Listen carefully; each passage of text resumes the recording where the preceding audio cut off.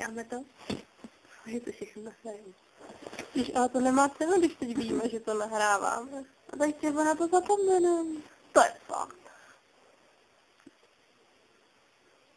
A pak nastala ta trapná chvíle ticha, kterou Niky přerušila. No co? Nech mě. Koupme bonbonky, kecičky z ledničky, popcorn, Natarko. A bonbonky. Kečupáku. Fuj. Ne, tak kepuč uším. Fakt jo? No. Jak to? Nevím. Začala jsem ho jíst. Kdy? Nevím. To už je tak měsíc. Když byla upáj, ne? Ne. Ne. Upáj jsem začala jíst dřeví. Jak to? Nevím. Protože mi měl blbý říct, já nevím. A od té doby ho jíš? Ne. Nevím. Proč ne? Nevím. Navíc to měli dobrý, táta ho neumí. No, taky dělá dobrý salý.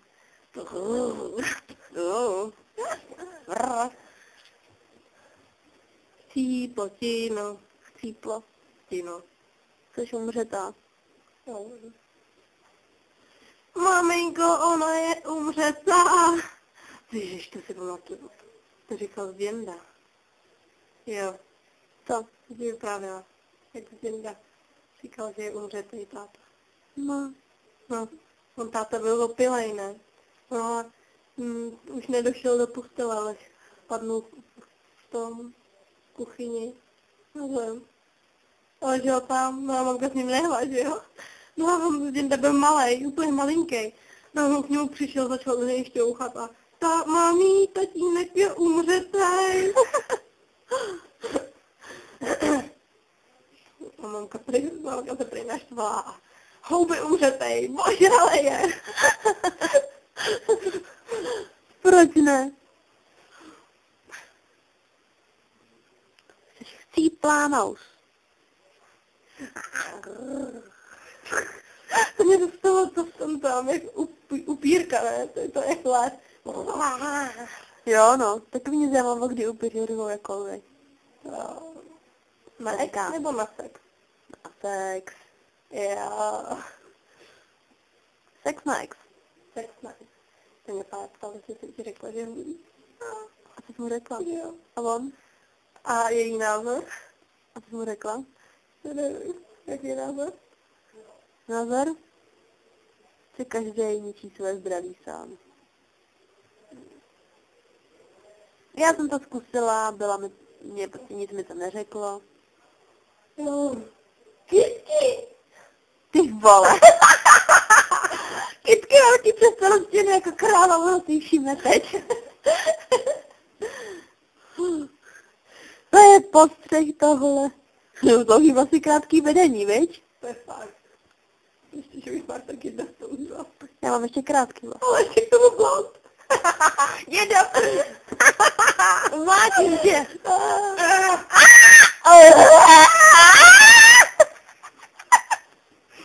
Ne, nehněvej, to je šikana. To není šikana, to je pouze stání. Šikana malých dětí. My jsme učili v angličtině. Učitel, že? V Americe, že byli a nějak chtěli říct, že mu někdo chtěl říct nějaký žák, že mu chutná salát. Nebo ne, že ten krab je dobrý, že byl kraba. A krab se řekne crab. Musíš tam říct to do na konci. Oni, že jo, protože angličtina má rozdíl, že když třeba řekneš laugh, to na konci místo love, tak laugh je smích. Tak nám říkal, že crab, na angličtina na konci p, tak to znamená hovno. A takže on řekl, I like this crap. To na konci. Oni proti Američané tak potočili. Jako si, že to řekl za blbinu. Řekl, že má rád hovno. I like this crap. No, I like this crap. Like crap. Jo, jasný, dobře, já vím, že ti angličtina nic neříká. I confused you. What's that still? My jsme byli ve čtvrtek s Renatou v tom Tesku. No, on je úplně hráblo. Já jsem šla, ne? A teď najednou se za mnou poslalo. Tak jsem si otočila s těma třásničkama, tam takhle to. Jurečo! A pak jsme šli mezi oblečením a tam byly dupačky, ne? A ona je vzala a miminko! Proč ne? Chcete anglicky semolina? Semlína? Semolina. Semlína? No. Tropičná kaše. Fuj. Semolina. Pochází to z Bible. To byla nejradši učitelka na dějepis, to byla děsná borka, ona teda jako máš jako dospělý asi národní hrozná prdel. No ona něco říkala, že četla Bibli. Říkala, počkej, jsem vám to říkala, já jsem potom, ano, že měla 2 syny, že jo? Víš, jako jí se jmenovala, ale prostě měla 2 syny. A že říkala prostě, že to bylo jako, že jí to prostě nic neřekl, že to jako přišlo, že jí to nebavilo a že absolutně nepochopila, kdo se tam najednou vzali 2 ženský a jak se rozmnožili tam všichni a že to prostě naprosto trapná bezvýznamná kniha, to z ní nemohla, ona vždycky takový hlady. No, počkej, najednou jsem objevili 2 ženský. No, aby se mohli rozmnožit, jo. Já myslela, že je to incest, že jako třeba ty 2 syny se vyspali s Evou a proto jsme všichni příbuzní, chápeš, ne? Ona říká se jméno. Já nevím, já jsem Bibli nečetla. Mohla bych si ji přečíst, že abych asi toho usnula. 2 řádky. Adamo a Eva. Já bych ji nepřečetla, řekl. Teď jsem byla na Fejsu. A víš, jak jsem tam koukala, tam byl obrázek. No. Nebo ono tam bylo učitel. Bůh ne. Viděl jsi někdy Boha? Ne, tak Bůh neexistuje. A on mu na to odpověděl. Viděl jsi někdy svůj mozek? On ne, takže neexistuje. Taky dobrý. Viděla jsi někdy své játro? Ne, že neexistuje. Hele. Co se učíte v dějepise? Vzhledem k tomu, že mě posledních 5 zápisů chybí, tak nevím. Aha. Ne, probíráme. Ne, jsme probrali Přemyslovce. Co to jako od nova, jo? No, první, potom je opakovací jenom. Aha. My pak i konci roku nějak navážíme na novou lásku. Teď máme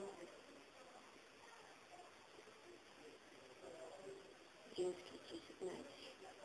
Ale protože poslední zápis tam mám, nevím.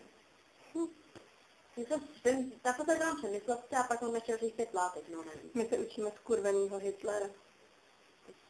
To budeme učit taky. Je to blb. No, že dá vyvrazit Židy, ale přitom jeho předkové byli Židi, že jo? Co je mě? No vypal všichni cikáni. Arijská rasa, ani na nás by nepřežila. Jo. Já jsem sice blond, ale mám mělý oči, já jsem modrý oči, ale mám Já jsem jako malá holka byla blondětá. Nevadí, ale kdybys pak měl mělý oči, vidíte, To už nebyla ta válka. Cože? Už by nebyla ta válka, to mě zajímalo, o tom jsem přemýšlela. Co by dělal, když by se mu narodilo dítě s hnědýma očima a hnědou palcí. Určitě by ho nezabil. My jsme to jo o češtině, máme strašnou krávu na češtinu, ale ona nám četla něco jako, měli jsme ukázku nějaké knihy a to bylo jako podle skutečnosti. Tam byla jako nějaká žena, která už porodila 3. dítě, ale všechny 2 děti jí umřely, prostě ona měla předtím 2 děti, ale umřely jako malinký. A tak prostě byla to strašně špatná, že jo, novorozeně, tak se přála, aby jí neumřel, protože bylo strašně droboučký, chlapeček se jí narodil. Tak doktor něco říkal, že všechno bude v pořádku a přišel tam její manžel s ním. A jakože on se vždycky koukl nad kolítku a řekl, že to je strašně drobný to dítě, že nemůže přeci přežít. A tak tam teď přišel a řekl samý a ta jeho žena se jakože rozbrečela. A on ten chlap říkal, jako ať je podporou, že prostě ať jakože musí věřit prostě a že to dítě bude žít.